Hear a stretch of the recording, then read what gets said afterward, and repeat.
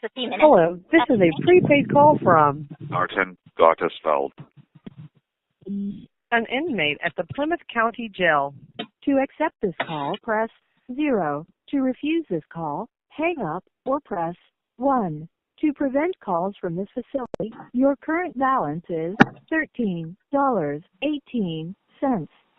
This call is from a correction facility and is subject to monitoring and recording. Thank you for using Global Tellink. Hi, I'm here with Jeff. Hey, Mike. Oh, hi, Jeff. Hey, how you doing? I'm sorry, Marty. It's okay. You said Mike.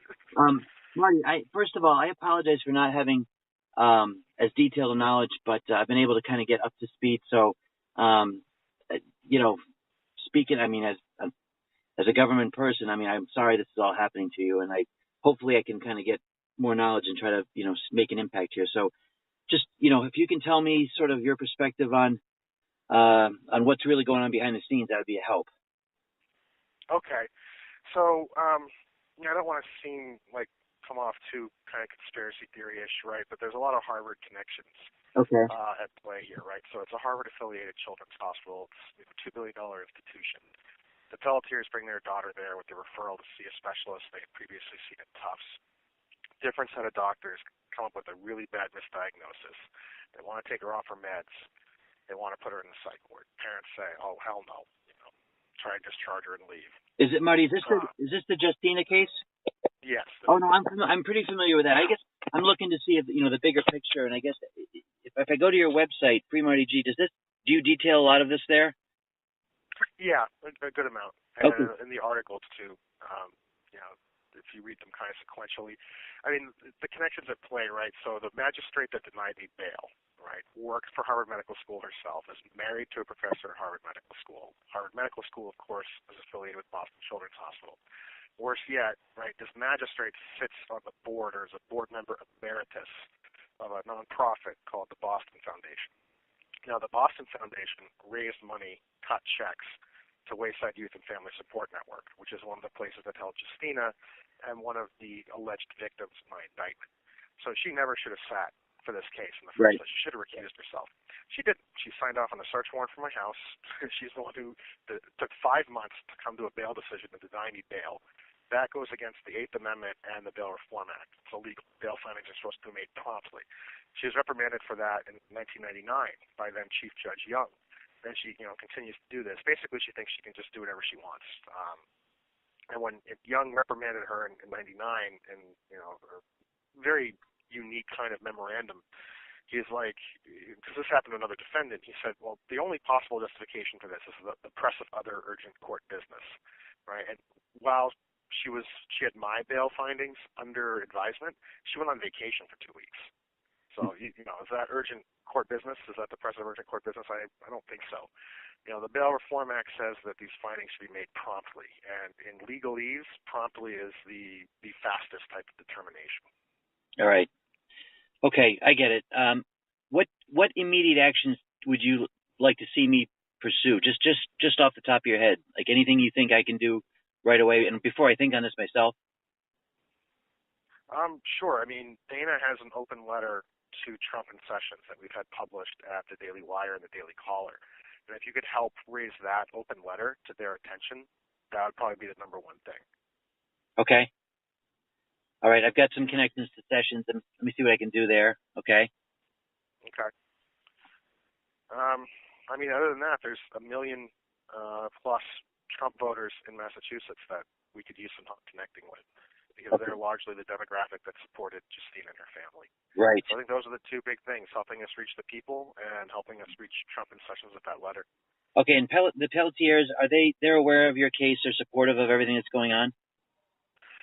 So Dana can talk to you a little bit more about that. It was a recorded line, right? So I have to be careful. Got it. Understand. But, they told Michelle Malkin a couple of things, Dana. I think you know what I'm talking about, right? Yeah. Yeah, so they told Michelle, a couple of things. Well, actually, I guess those came over this line. So they have to be careful because they're suing the Pelletiers. Right. They're suing the hospital, right? So they can't say everything publicly that they might want to say. Got it. Now, that being said, they did the Rolling Stone interview. They did the Michelle Malkin interview. So they're doing these media events, which their attorney would probably advise them not to do, right? But they're doing them when, we send this big media their way. So, Okay. They've read some of the written work that I've done. They read the UN report. Justina's father was blown away by the UN report. He said it was the best write-up of the case he's ever seen. So, I think that they're as supportive as they can be, and in some cases they're going out even further on a limb than their lawyer would probably like. Okay, good. That's all I need to know, because I know them as well, so I can talk to them more. I just wanted to get a sense from you on how you felt. Anything immediate with Sheriff McDonald and what's going on at the jail? For my case personally, I think I'm all right, but there's a lot of human rights stuff going on here, especially with U.S. combat veterans being denied their medication. You can have a combat vet come here.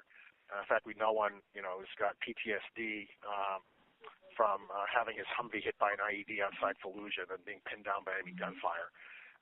So he's got PTSD, and he was in an open dorm unit, and they try to move him to a small cell.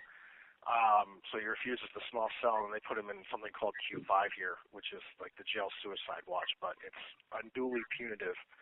I've written about it at several outlets. And, this combat vet, after he gets out of Q5, he tells me, that was worse than being pinned down in the Humvee.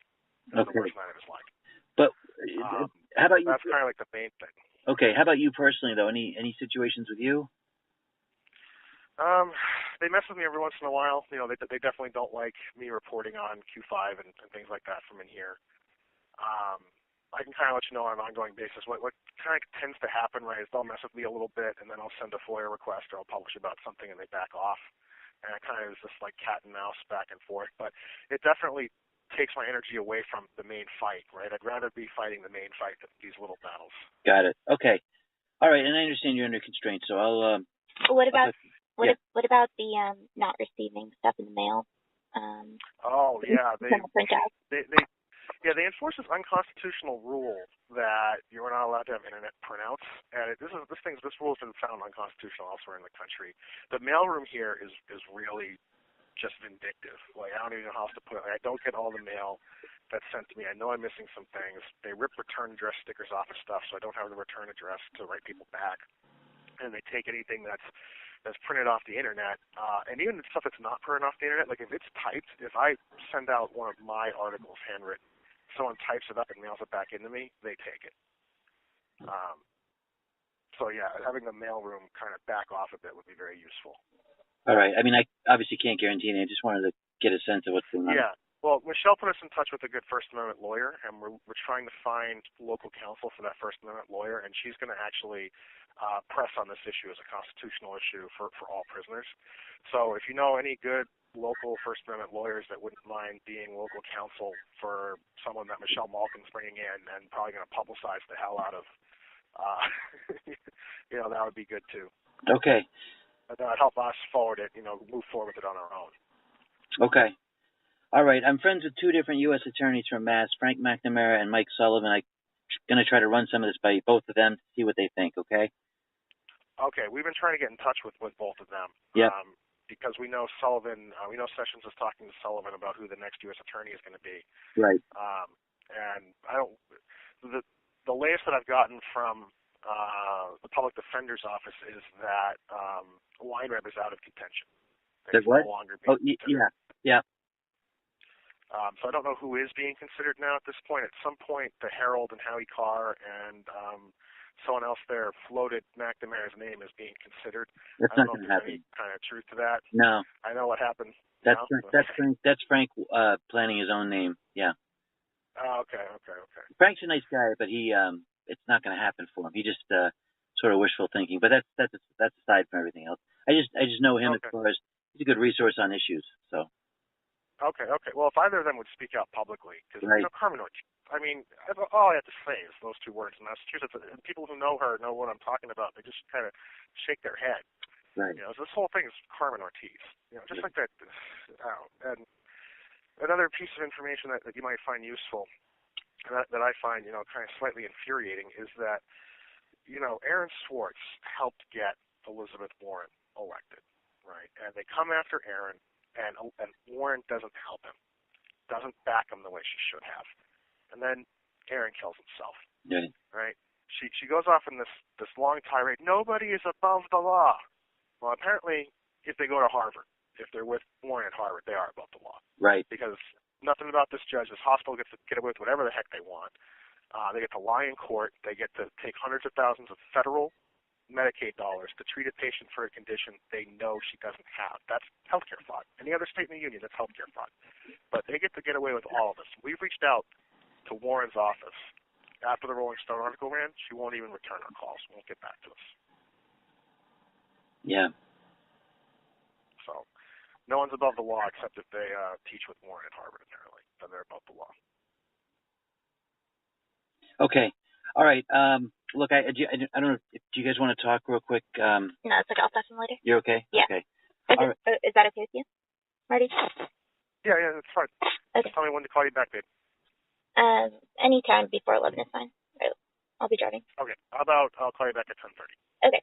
Sounds good. Thanks. All right, Marty. Okay. Sorry for all that's going on. I obviously can't promise anything. We'll see what I can do, okay? Thank you. I appreciate it. All right. Take care. Be safe. You too. All right. Yeah. Thanks. All right. Bye. All right. Talk to you later in 30 days.